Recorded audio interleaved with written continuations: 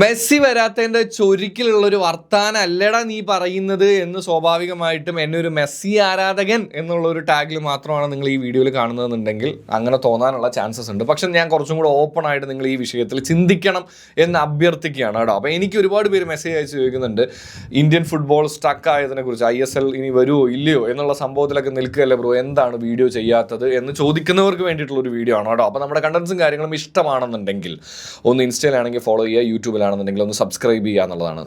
ഞാൻ അന്ന് ആ വീഡിയോയിൽ, അതിപ്പോൾ മെസ്സി അല്ല, നാളെ ആ സമയത്ത് റൊണാൾഡോനെ കൊണ്ടുവരുന്ന ഒരു കേസിലാണെങ്കിലും ഞാൻ പറഞ്ഞിട്ടുണ്ടായിരുന്നു, ആരെ കൊണ്ടുവരികയാണെന്നുണ്ടെങ്കിലും അത് നടക്കണം, ഇവന്റ് നടക്കണം എന്ന് പറയാനുള്ളൊരു റീസൺ എന്താണെന്ന് വെച്ച് കഴിഞ്ഞാൽ, ഇവിടെ പൈസ മുടക്കിയാൽ, ബിസിനസ്സുകാർ പൈസ മുടക്കിയാൽ ഈ പറയുന്ന പോലെ ഇവന്റ് കാണാൻ ആൾ വരുമെന്നും അത് സക്സസ് ആവുമെന്നും ഇവിടെ പൈസ മുടക്കാം എന്നുള്ളൊരു ചിന്ത അവർക്ക് വരണം എന്നുള്ളത് വളരെ അത്യാവശ്യമായിട്ടുള്ളൊരു കാര്യമായിരുന്നു എന്ന് ഞാൻ പറയുന്നുണ്ടായിരുന്നു. വിസിബിലിറ്റി എന്നൊക്കെ ഉപയോഗിച്ച് നമ്മൾ പല രീതിയിൽ പറഞ്ഞു. അന്ന് അതിനെ എല്ലാവരും വിമർശിച്ചു, പല ഞാൻ ഇന്ന ആൾക്കാരെന്നൊന്നും ഞാൻ എടുത്ത് പറയുന്നില്ല, പക്ഷെ അതിനെല്ലാവരും വിമർശിച്ചു. ഇന്നിപ്പോൾ ഒന്ന് ആലോചിച്ച് നോക്കുക, ഫെഡറേഷനെ കൊണ്ട് കൂട്ടിയാൽ കൂടുന്നില്ല, അല്ലെങ്കിൽ നമ്മുടെ ലീഗിനെ ഏറ്റെടുക്കാൻ ആരും വരുന്നില്ല. എന്തായിരിക്കും അതിന് കാരണം? അതിലൊരു കാരണമെന്ന് പറയുന്നത് ഈ പറയുന്ന പോലെ തന്നെ ഇവിടെ പൈസ മുടക്കിയാൽ തിരിച്ച് കിട്ടുമോ എന്നുള്ളൊരു ടെൻഷനും കൂടെ അവർക്കുണ്ട് എന്നുള്ളതാണ്. മറ്റു കാരണങ്ങളില്ല എന്നുള്ളതല്ല കേട്ടോ, ഇതും ഒരു കാരണം തന്നെയാണ്. അപ്പം ഈ സമയത്താണെങ്കിൽ പോലും ഇപ്പം എല്ലാവരും ഇതിന് അവരെ ഏറ്റെടുക്കണം, BCCI ഏറ്റെടുക്കണം, അങ്ങനെയാണെങ്കിൽ കാര്യങ്ങൾ നടക്കും. ഇപ്പോൾ കോടതിയിലടക്കം പ്ലേയേഴ്സ് കയറിയിരിക്കുകയാണ്, എങ്ങനെയെങ്കിലും ഒന്ന് നടക്കണം, സംഭവങ്ങളായിരിക്കണം, കോടതി ഇതിൽ ഇടപെടണം എന്നുള്ള രീതിയിലൊക്കെ.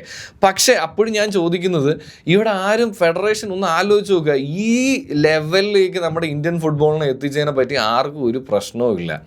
ഇനിയിപ്പോൾ ആരെങ്കിലും ഏറ്റെടുത്താൽ തന്നെയും വീണ്ടും ഈ പറയുന്നവരുടെ കയ്യിൽ തന്നെയല്ലേ ഈ ഫെഡറേഷൻ ഇരിക്കുന്നത്. എന്ത് മാറ്റമായിരിക്കും ഉണ്ടാവുക?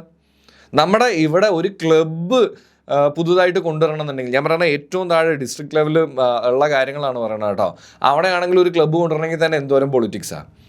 ആ സമയത്താണ് അതിൻ്റെ മുകളിൽ ഇതൊരു എന്താ പറയുക, ഇത് ഇങ്ങനെ നമ്മളിപ്പോൾ വീഡിയോസിൽ പറയുമ്പോൾ നമുക്ക് പലതരത്തിലുള്ള അഭിപ്രായങ്ങൾ നിങ്ങളതിൻ്റെ താഴെ പറയും. പക്ഷേ ഒരു കാര്യം ഞാൻ ഏറ്റവും സിമ്പിളാക്കി പറയാം, ഫുട്ബോളിലായാലും ഏത് സ്പോർട്ടിംഗ് ഇവൻറ്റിലാണെന്നുണ്ടെങ്കിലും സ്പോൺസേഴ്സ്, അതായത് ബിസിനസ്സുകാർ അതിനകത്ത് ഇൻവോൾവ് ആയില്ല എന്നുണ്ടെങ്കിൽ ഒരു കാര്യവും നടക്കാൻ പോകുന്നില്ല. കാര്യം അവരാണ് പൈസ മുടക്കുന്ന ആൾക്കാർ. അവർക്ക് പൈസ മുടക്കിയാൽ കാണാൻ ആൾക്കാർ വരും, ഇത് ടെലികാസ്റ്റ് ചെയ്ത് കഴിഞ്ഞാൽ വീട്ടിലിരുന്ന് കാണാൻ ആൾക്കാരുണ്ട് എന്നുള്ള ധാരണ വന്നില്ല എന്നുണ്ടെങ്കിൽ ഏത് രാജ്യത്ത് ഏത് ലീഗും നടപടിയാവുമെന്ന് എനിക്ക് പേഴ്സണലി തോന്നുന്നില്ല. അതൊരു വലിയ റീസണാണ്. നിങ്ങൾക്ക് നിങ്ങളുടെ അഭിപ്രായങ്ങൾ പറയാം, വിയോജിപ്പുകൾ ഉണ്ടാവാം, പക്ഷേ എല്ലാം ഒരു ഹെൽത്തി ലെവലിലേക്ക് ആക്കുക എന്ന് ഓർമ്മിപ്പിച്ചുകൊണ്ട് ചിൽ കുപ്പിച്ചിൽ.